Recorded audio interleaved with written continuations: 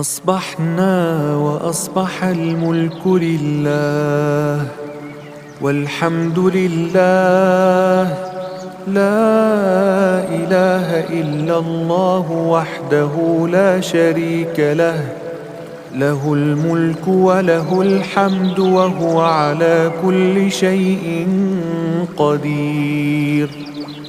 رب أسألك خير ما في هذا اليوم وخير ما بعده، وأعوذ بك من شر ما في هذا اليوم وشر ما بعده. رب أعوذ بك من الكسل وسوء الكبر.